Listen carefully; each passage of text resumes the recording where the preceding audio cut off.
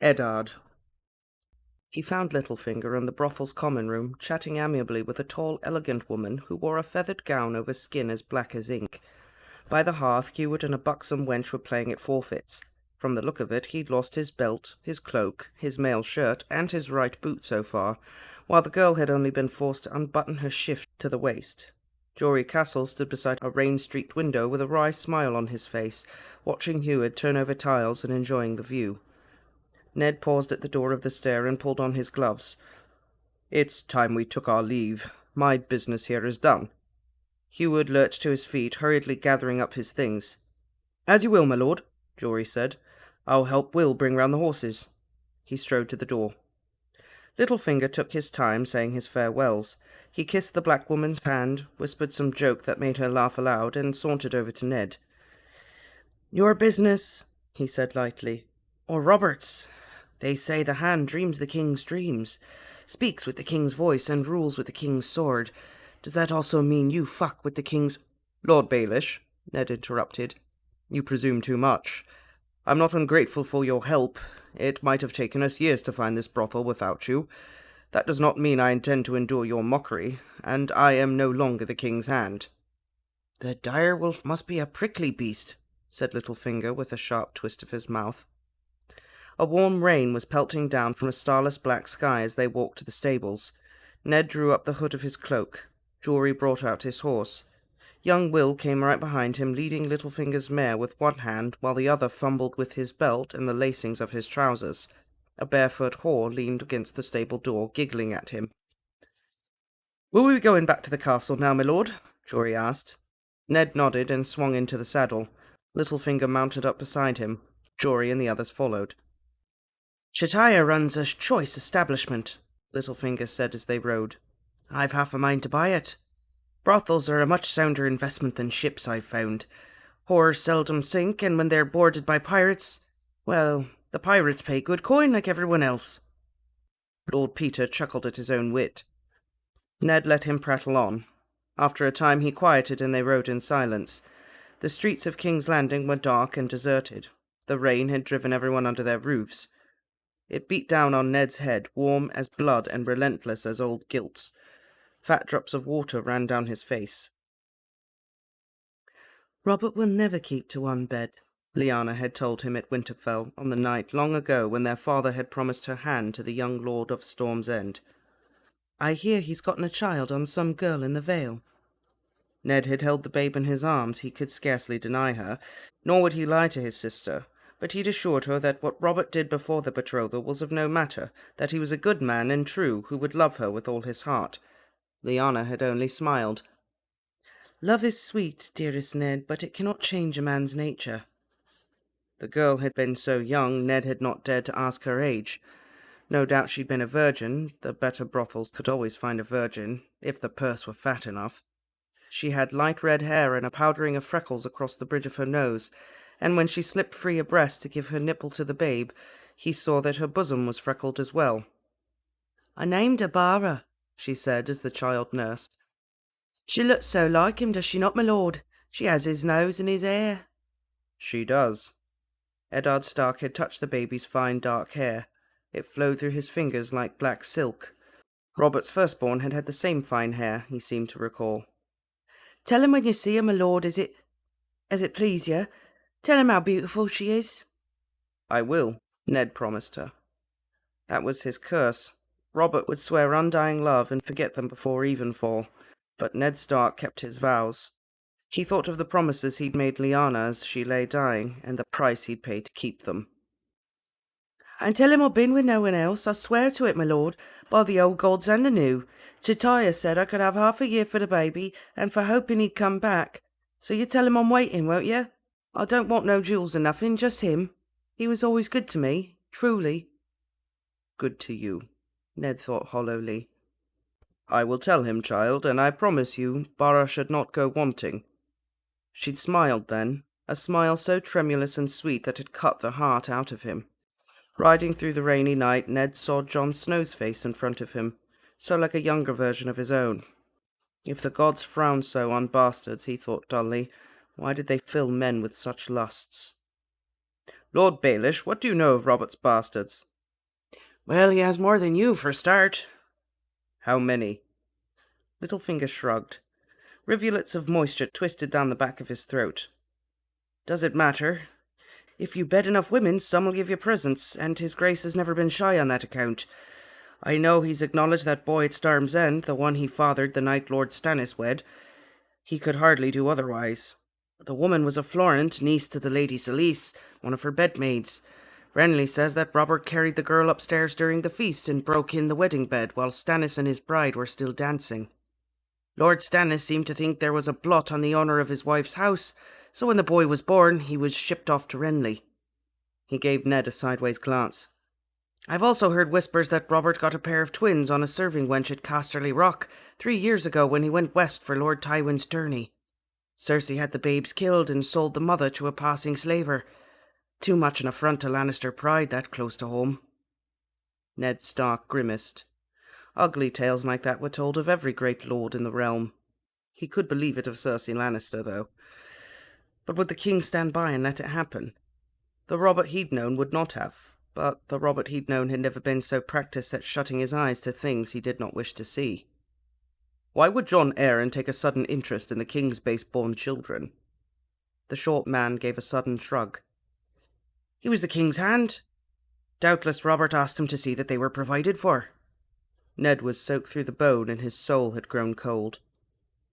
It had to be more than that, or why kill him? Littlefinger shook the rain from his hair and laughed. Now I see. Lord Arryn learned his grace had filled the bellies of some whores and fishwives, and for that he ought to be silenced. Small wonder.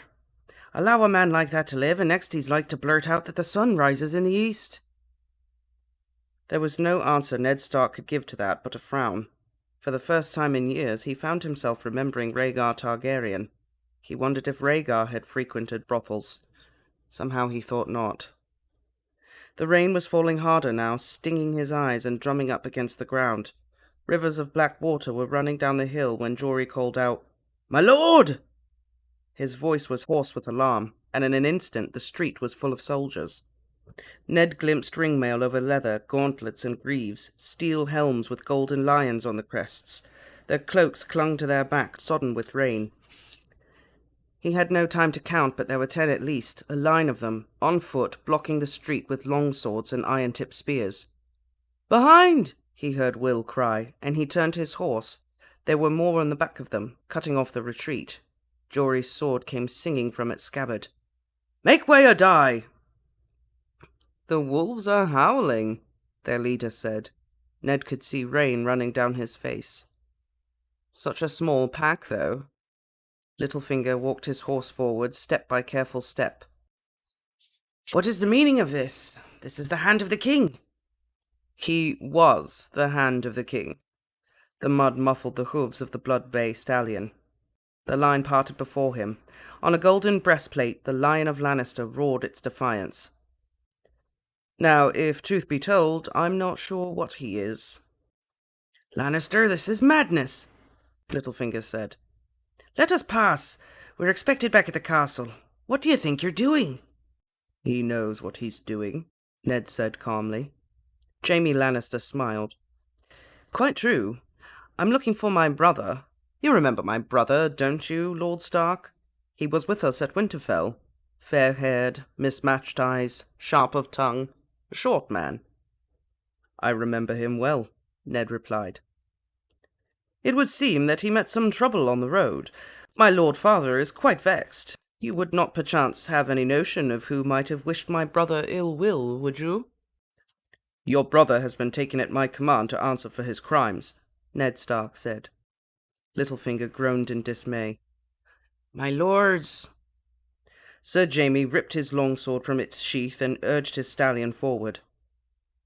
"Show me your steel, Lord Eddard. I'll butcher you like Ares if I must, but I'd sooner you died with a blade in your hand." He gave Littlefinger a cool, contemptuous glance. "Lord Baelish, I'd leave here in some haste if I did not care to get bloodstains on my costly clothing." Littlefinger did not need to be urged. "I'll bring the city watch," he promised Ned. The Lannister line parted to let him through and closed behind him. Littlefinger put his heels to his mare and vanished round a corner. Ned's men had drawn their swords, but they were 3 against 20. Eyes watched them from nearby windows and doors, but no one was about to intervene. His party was mounted, the Lannisters on foot, save for Jaime himself. A charge might well win them free, but it seemed to Eddard Stark that they had a surer, safer tactic. "Kill me," he warned the Kingslayer, "and Catelyn will most certainly slay Tyrion." Jaime Lannister poked at Ned's chest with his gilded sword that had sipped the blood of the last of the Dragon Kings. "Would she? The noble Catelyn Tully of Riverrun murder a hostage? I think not," he sighed. "But I'm not willing to chance my brother's life on a woman's honor." Jaime slid the golden sword into its sheath. "So I suppose I'll let you run back to Robert to tell him how I frightened you. I wonder if he'll care." Jaime pushed his wet hair back with his fingers and wheeled his horse round. When he was beyond the line of swords, he glanced back at his captain. "Traegar, see that no harm comes to Lord Stark." "As you say, my lord." "Still, we wouldn't want him to leave here entirely unscathed, so—" Through the night and the rain he glimpsed the white of Jaime's smile. "Kill his men." "No!" Ned Stark screamed, clawing for his sword. Jaime was already cantering off down the street as he heard Will shout. Men closed from both sides. Ned rode one down, cutting at phantoms in red cloaks who gave way before him. Jory Castle put his heels into his mount and charged. A steel-shod hoof caught a Lannister guardsman in the face with a sickening crunch.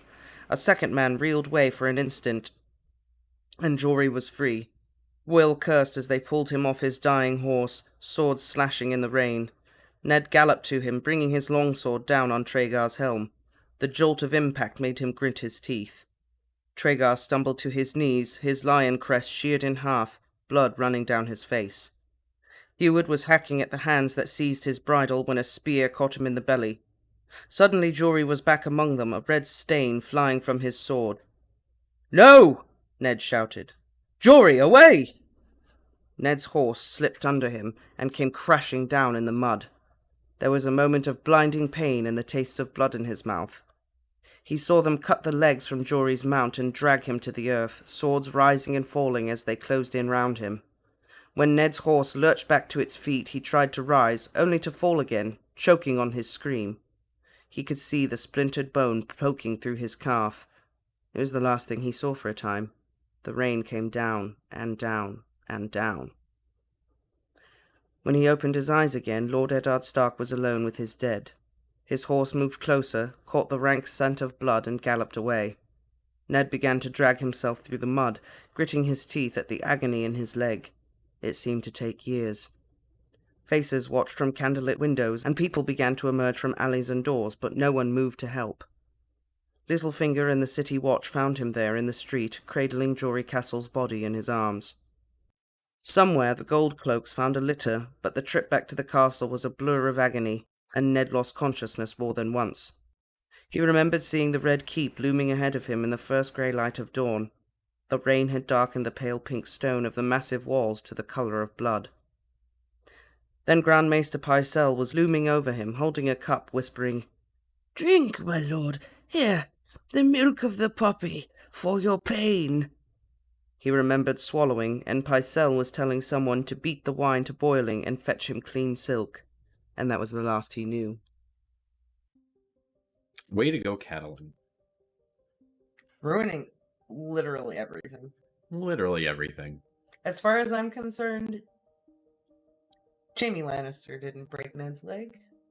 Catelyn did. Catelyn did. Not that Jaime really broke his leg. It was really Ned's horse that did it. Yeah, what did... We don't blame animals here. Yeah, fair enough. Well, Jaime didn't even have that to do with it. It was Jaime's men. It's true. The Lannisters. The Lannister horses. But Jaime wouldn't have told him to do it if Catelyn hadn't taken Tyrion in the first place. So never took Tyrion. This would have never happened. That's right. I wonder what's going on with Tyrion, too. Over in the Eyrie. Right? And Ned could have just been like, "I don't know what you're talking about." But he's just straight up, Yep, I took him. Yep. What you gonna do?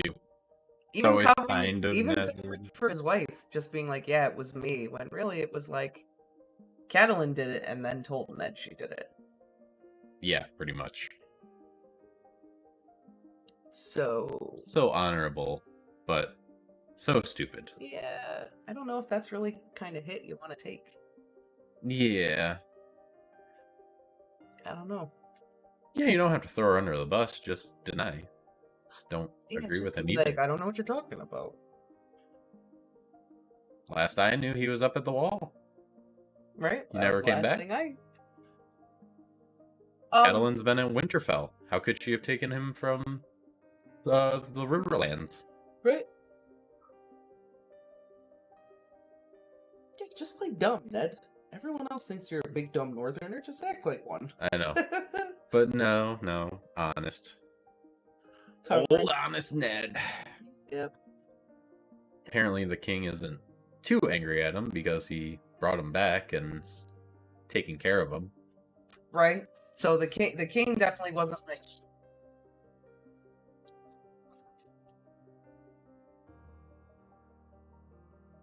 The king was definitely not like, no, just leave him. Let him die. Mm-hmm. So there's that. Yeah. I'm also wondering though, like, was that really smart of Jaime to just show up and just like confront Ned in the middle of town?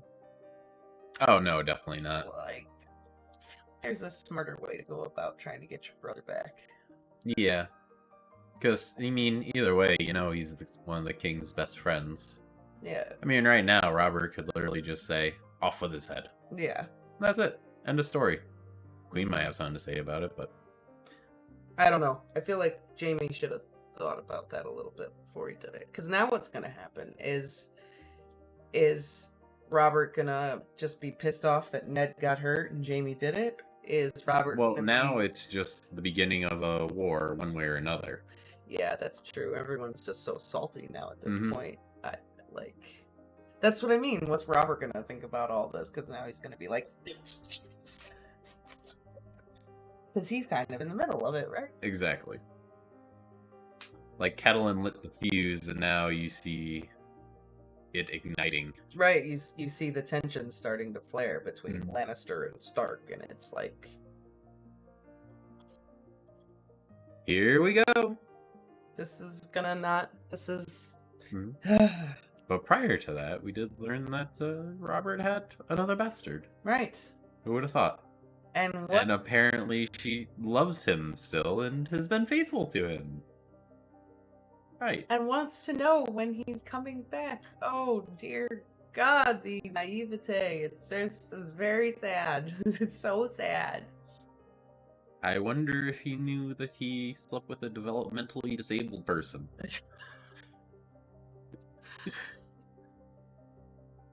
Or if he even cares. Well, what did Ned say? She was a virgin, so she was so young. Mm-hmm. But he was very young at the time too, wasn't he? No, not this one. Not this one. Yeah, he's still. Unless she's like Lyanna or not Lyanna. Oh my god, who did we just talk about last chapter?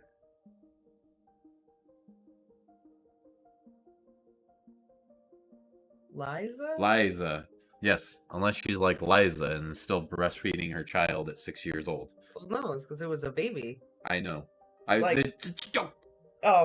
I'm saying. You were saying. Yeah. Sorry. I'm just sorry. I'm just trying to process the idea that Robert Baratheon is how old, and he just slept with a virgin girl and told her he loved her. And she's probably what? How old are virgins in this world?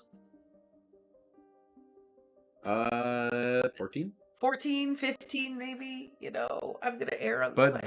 this grossed you out, but the discussion about Marjorie when they wanted to wed him off to her? No. She's 14. What I'm saying, no, that's no. What I'm saying is it obviously doesn't matter. No, it's the fact that he's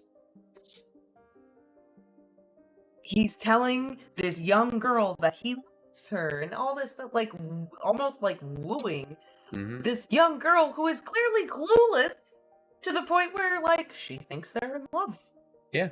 Like that's what's disturbing me about it. Not because I'm past the age thing at this point. Like whatever. Like it's. I don't know why that hits you more than the age thing, though. It's just psychological manipulation on top of the fact that I want a virgin.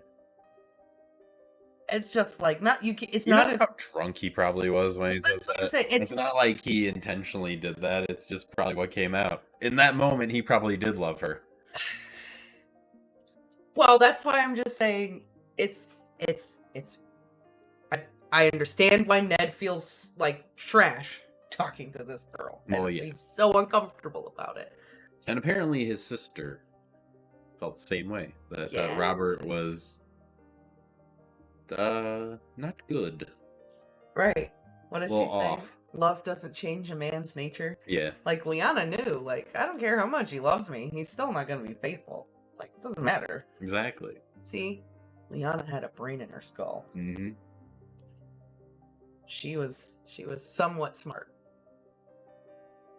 And I also thought it was interesting that Ned makes a comment about Rhaegar Targaryen and how he doesn't think Rhaegar Targaryen was ever the type to visit brothels. Yeah, Like, that's he true. just had a feeling like it's not really Rhaegar's style. Wasn't that kind of dude? No. Seems like Robert and him were complete opposites. I mean, let's face it. Going through this little bit Maybe of history, Rhaegar and Ned would have gotten along. if they weren't on Yeah. opposite sides, maybe Ned just sat down, talked it had out. some Maybe. some mead and meat, and just chilled. Yeah, you know, the whole thing with the sister didn't happen. Yeah, that didn't happen. I don't know. I don't know how I feel about Rhaegar Targaryen. We don't really know anything about Rhaegar Targaryen other than apparently he kidnapped Ned's sister, right? And raped her. And raped her, and then Robert got his Maybe he did that because of all the pent up aggression because he never visited brothels. I mean, that was it. Maybe. I don't know. He but didn't. It just doesn't. He didn't bother wooing the girl and telling him he loved her. He didn't have to. He just skipped ahead. I don't know. So yeah, interesting. It's also very interesting that I think Martin is taking the time to note every single bastard that Ned has come across always has this thick black hair. Every single one of them. Mm-hmm. Martin always mentions the thick black hair of all of this one, Gendry, the one way back in the Vale. And like Ned's sitting there like, she was a redhead, she had a lot of freckles. And here's the baby with thick ass black hair. The genes are strong with Robert, apparently. Yes. Also, just gonna point out, Robert is a little rude. Like, you're gonna bang somebody in your brother's bed on the evening of his wedding? That's a little gross, man. We all make mistakes. He's made a lot of them. Like, literally, him and Ned are... I feel like we've all known at least that one person that drinks too much and makes terrible life decisions. Oh, yeah. That's true. I feel like Ned must find it very hard to be Robert's friend. Yeah. Like, how are you guys friends? How are you guys friends? I don't understand. They balance each other out. They must. They must. But, I mean, you also see... What did you guys do with each other when you were younger? Like, how did you guys have fun? What did you guys do? They warred. That's what I'm saying. Like, how are you guys friends? You got nothing in common. Well, Ned also says that he's changed a lot. So, maybe back in the day he was more honorable. Maybe they shared that. They had some more of the same views. Maybe back in the day he wouldn't have told her that he loved her. Maybe. He would have just been like, how much? Maybe he's telling them all that he loves them because he gets so drunk he thinks they're all Liana. Maybe. And he just sees Liana in every girl. Maybe. And that's his issue. I don't. Or maybe it's just that they're not Cersei. That Maybe could be. anything's better than Cersei right now. Maybe Cersei wouldn't have been so bad if he'd have just, like,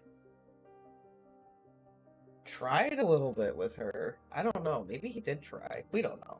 Maybe. All we know is what it's like now, and it's terrible. Mm-hmm. And Cersei is terrible. She does not seem like a good person to be with. Yeah. Unless you're her twin brother, I guess. I guess so. Yeah. But it's bad. You're sleeping with your brother. Not only is he your brother, Your twin brother. he's literally your twin brother. It's weird. So, Incest. yeah, It's awful. it is awful. So, on that disturbing note, who do we get to visit next time? We get to go across the narrow sea and go visit Danny. All right. Yay! It's been so long. So next time we finally get to go back and see what Danny's been up to, other than being pregnant Yes, and making a baby. yes. Has Viserys been walking on foot the whole time? Did he get a horse? Has Drogo killed him yet? Find out on the next exciting chapter of Game of Thrones. Do, do, do, do, do, do. Do, do, do, do, do.